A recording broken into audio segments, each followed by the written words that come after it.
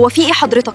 خطوه بخطوتها ورايا، مش عارفه اتنفس منك. اسفين يا فندم، بس يمكن حضرتك محتاجه اطلع لك مقاس او اي مساعده. لا شكرا لحضرتك، بس انا لما احتاج حاجه هبقى اقول لك. تحت امرك يا فندم. مركزه معاكي من بدري وملاحظه انك بتحبي الالوان البيربلز، فشوفي كده، ده هيبقى تحفه عليكي. تحبي اجيب لك مقاسك؟ لو بتكلم عملاء كتير وبتشرح وتعرض منتجك سواء اونلاين او على ارض الواقع وفي الاخر مفيش حد بيشتري منك، يبقى الكلام ده ليك. المشكله غالبا مش في المنتج ولا السعر، المشكله انك بتبيع بطريقه تخلي العميل يقفل، لان اول ما يحس انك بتضغط عليه بياخد خطوه لورا، ودي طبيعه فينا، احنا بنرفض اي حاجه تتحس انها بتتفرض علينا.